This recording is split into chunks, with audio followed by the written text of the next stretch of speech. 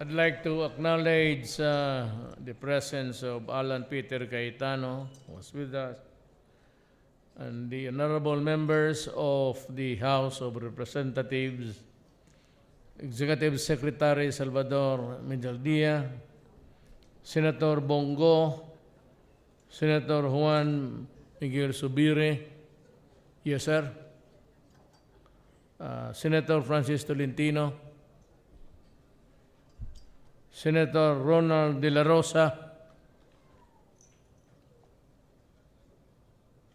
members, Senate Committee on Sports, officials of the Philippine Sports Commission led by Mr. William Ramirez, our proud athletes and coaches of the 30th Southeast Asian Games, other invited guests,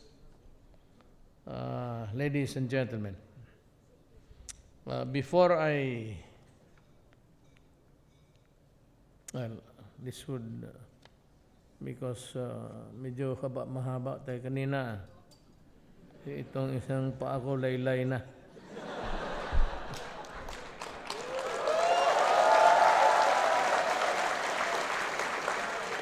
Wala, kakasimplang ko lang sa motor.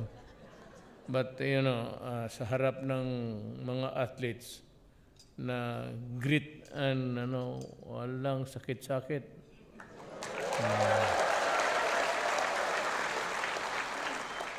Pero ako talaga kanina, mahimatay na ako, puta.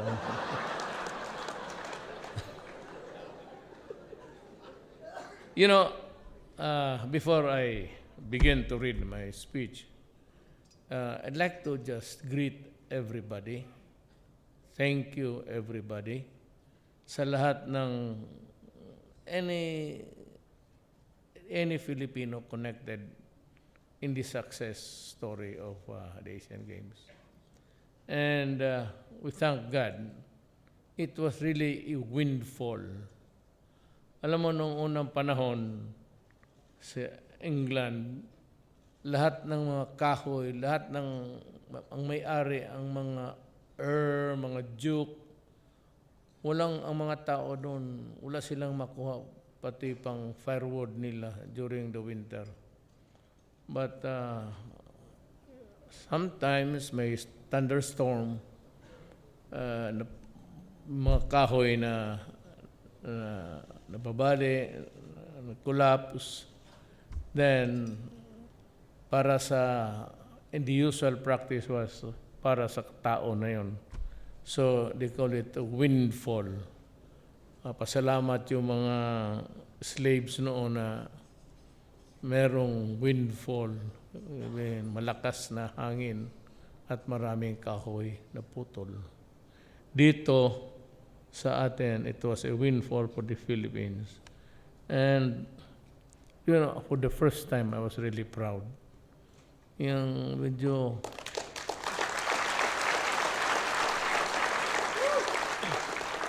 kung sa amin athlete kami, wala man manalo baski.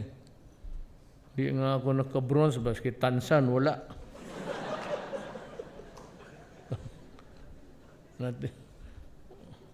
Tansan ng coke, wala. I am deeply honored to be in the presence of our athletes who have emerged victorious in the recently concluded 30th Southeast Asian Games held in our country. Your triumph showcases the athleticism and sporting prowess of our people to our neighbors in Southeast Asia. Alam mo, malaking bagay ito sa akin. Whenever we meet in the ASEAN, taas nungo ako. Kasi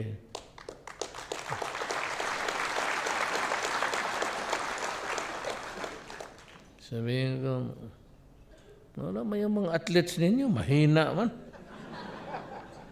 The blood, sweat, ako pa naman na mayabang, blado. The blood, sweat, and tears that you have shed to earn this prestigious recognition is truly inspiring.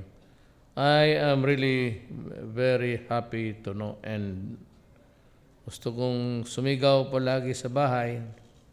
Dito, pati sa Davao, nagtataka yung mga, ba't ito sumisigaw? Siguro naloko na sa trabaho niya. Diyan sa Malacca.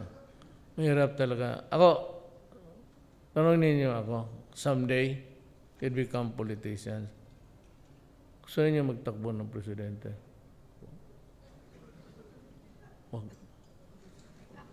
Wag talaga. Wag. Wala kang... Basta ako, wag. Wala ka.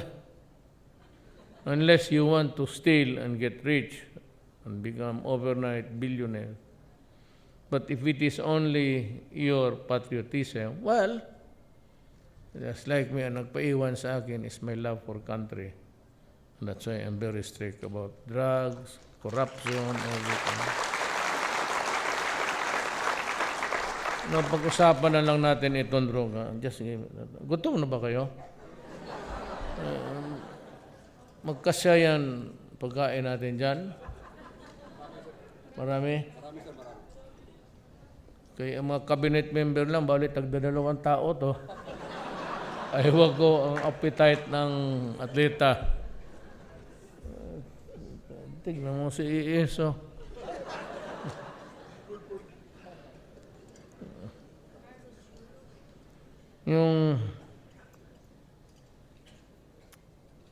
The only reason why I am very almost brutal and cruel in in so many ways is because I love this country. I love all of you. I want your generation, when you become the fathers and mothers, alam mo kung magkaroon ka kayo ng problema kagaya ngayon, ay anak ng... That's why I'm trying my very best na ubusin kong patayin itong mga putang inan to.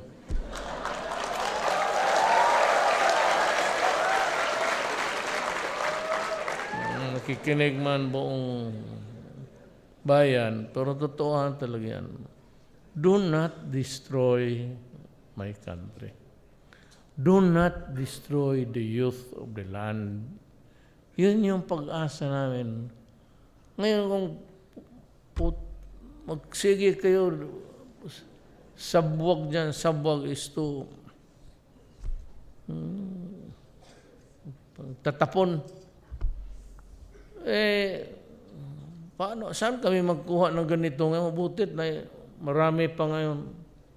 Baka balang araw na isang event, wala na tayong mapanahon. Ang swimming siguro natin, baka malumos pa papunta doon sa finish doon.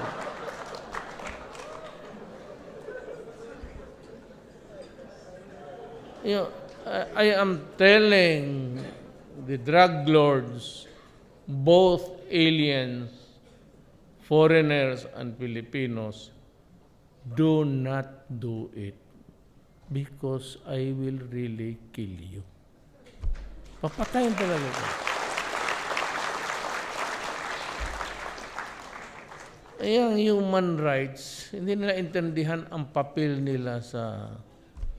For every dead carcass there na kriminal, tingnan mo naman kung ilan ang nasira na buhay niya. Iyon na, kinig na lang kayo, total. Ano lang, total, nandiyan naman, naghihintay naman.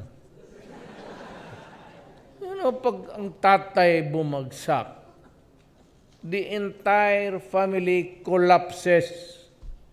Hindi lang isa itong human rights, yung mga gonggong kayo, makinig.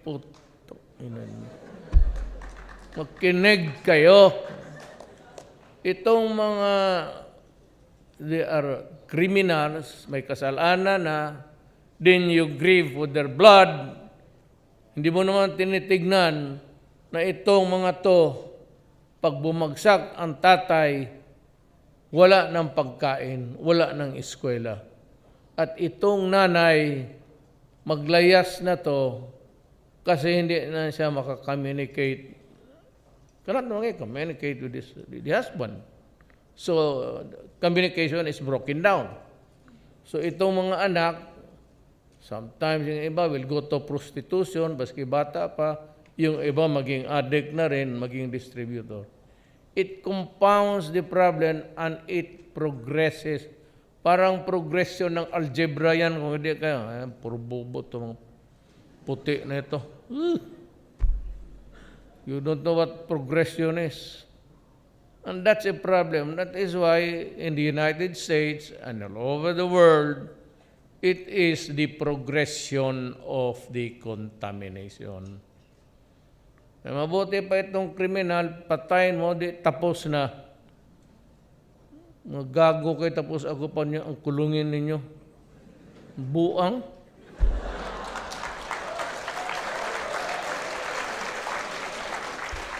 Trabaho na nga ako dito na tapos ako pang ikulong ninyo.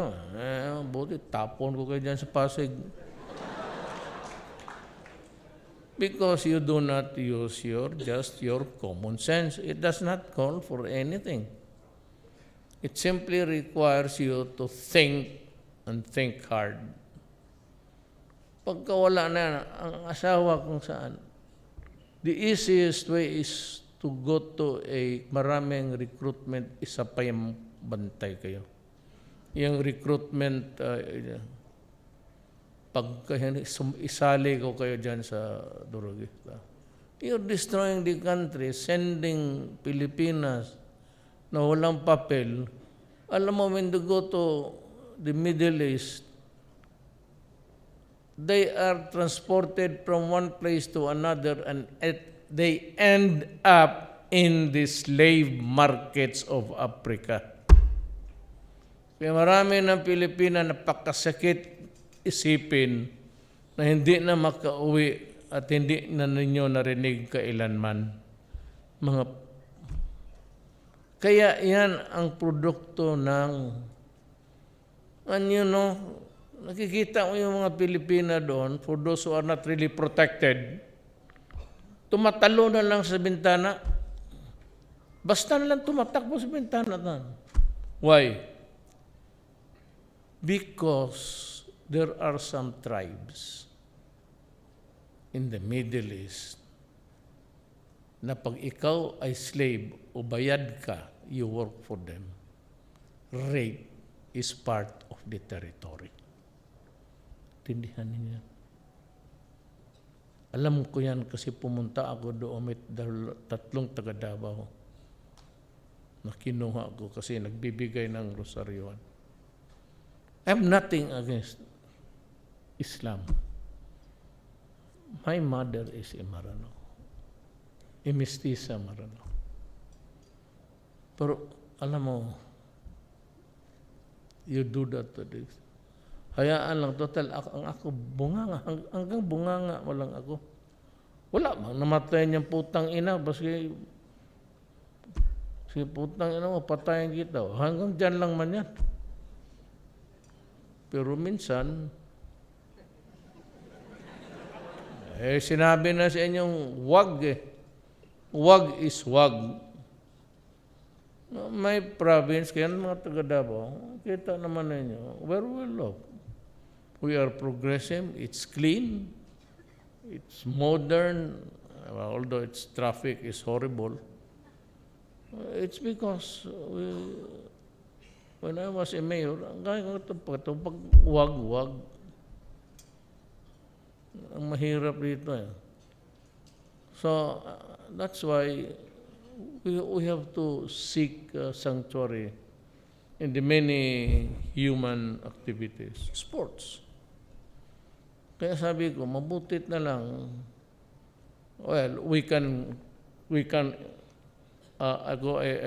try to talk things over with Congress. Yung allowance ninyo, dapat yung pagkain libre na. Yung allowance ninyo yan. Do not have to share it. Guro, isang atleta mag-training kanang allowance, mga 250,000 a month, okay na siguro yan.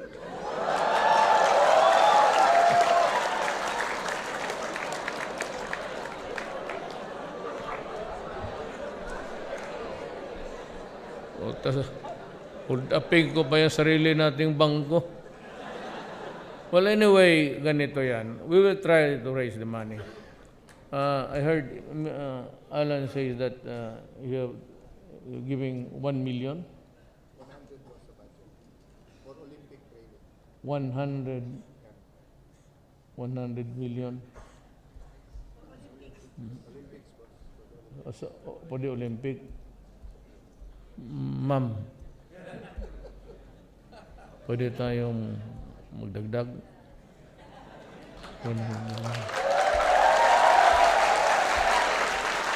Now, the lady here, she's a very good lawyer. She used to be the immigration officer. She's Andrea Domingo.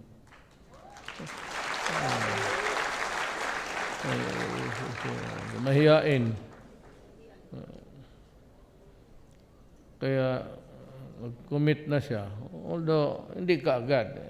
Pwede mo mag-spread yan as the training. So, I have another 100 million. Para... But yan lang, I'm very strict about money. And I'm very strict about money. And kailangan talaga, must be accounted up to the last centavo. Walang pera, wala akong ibigay yung pera. Hindi naman atin yan eh. Hindi akin yan. So, ibigay ko yan. And for the good and the interest of our country. Kaya pero yung droga, huwag kayong... Yung corruption, ako na ang bahala. Hindi ko talaga, no corruption. I've been mayor for 23 years. I was elected in 1988. I never lost an election.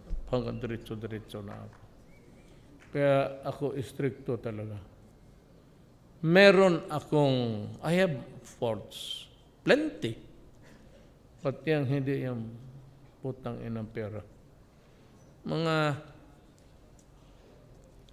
malayo ang tinay. Ganun lang yan. Pero hindi kayo kasali, mga bata man kayo. So, that's it. Trying to balance para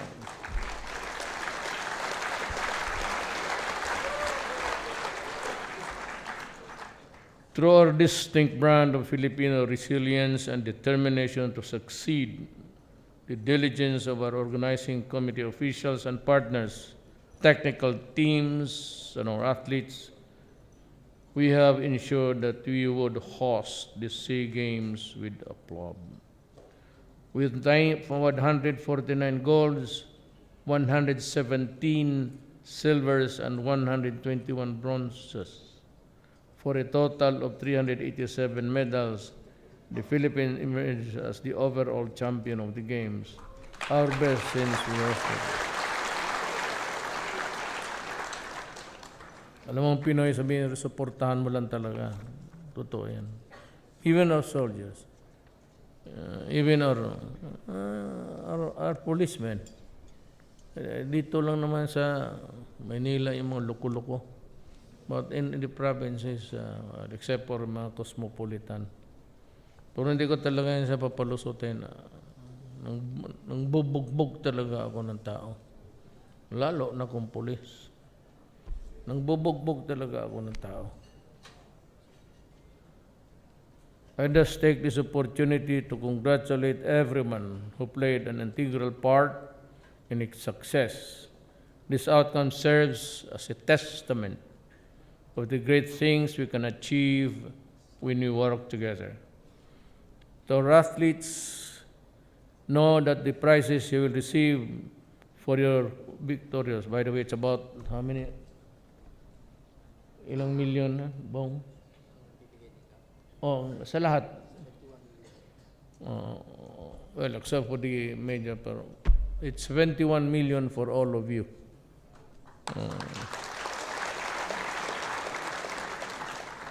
Expression of government's full support for continued growth and development. It also represents the overwhelming joy of a grateful nation. I am hopeful that this milestone lights a torch for nation's renaissance in athletic glory. I thus encourage everyone present to continue supporting our Filipino athletes and embody excellence, superiority, and teamwork. Kaya kung may maglapit-lapit yan yung mga droga, patay na lang ninyo yan. Huwag yung sa maraming tao. Sekreto lang. Ganun mo lang yan, tapos lakad ka. May our youth continue to see sports as a viable avenue for the formation of values, resilience, and fortitude. Alam naman ako, I do not pretend to be the most righteous person. We all have feet of clay. Tao lang tayo. Pero ako, may kagaguhan ako sarili ko. Girls, ganon. But, may dalawa ang asawa ko eh. Paano?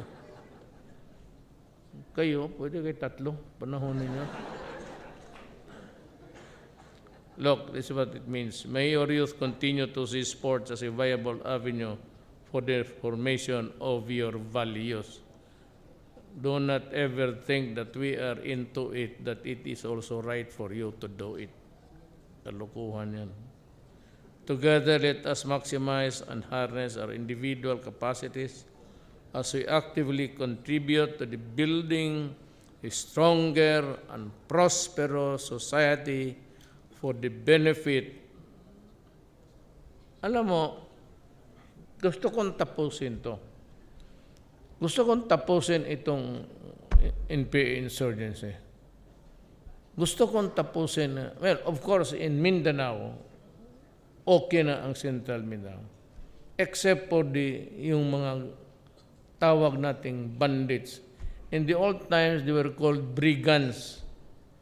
Yung walang magawa, ayaw magtrabaho, and they want money in their hands without even a sweat of their brow. Ito yung mga gago na gusto lang magkapera o the easy money yung drugs, which is really a more dangerous thing for you to do. Ako sabihin ko sa inyo, pagka pumasok kayo dyan, habang ako naging presidente, delikado talaga. Stay out of it. It is the most dangerous activity that you can really mess up with. Mamamatay ka dyan. So, maglayo. Sa sports na lang. Maghanap na lang ako ng pera, mag-training kayo. I don't mind if you don't sleep 24 hours. Basta, just stay clean. At saka yung mga doon, do not mess up with you because I'm going to protect you. Huwag kayong matakot. If somebody, mga durugista, yung mga bugoy-bugoy, alam mo yung mga ganon eh.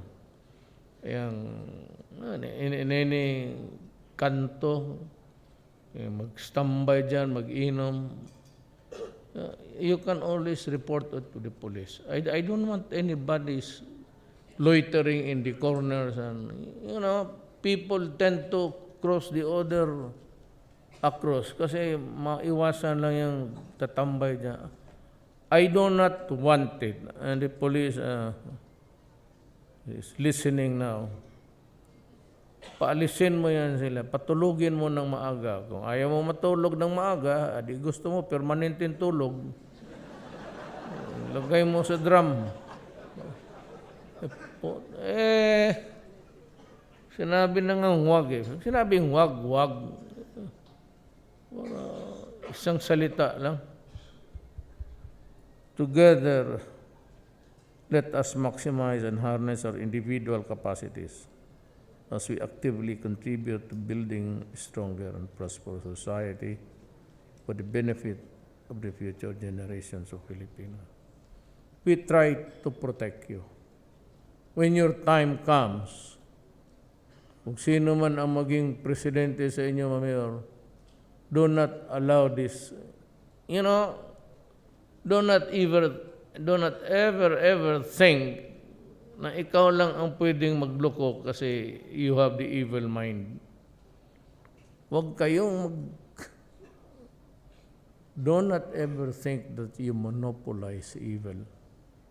Marami tayo sa mundong ito. Talaga magpata. Ako, evil rin. Ayaw ko man magpunta sa heaven. Gusto ko sa hell. Kasi doon kayo lahat. Doon tayo. Tangina ninyo. Maraming salamat at mabuhay ang atletang Pilipino!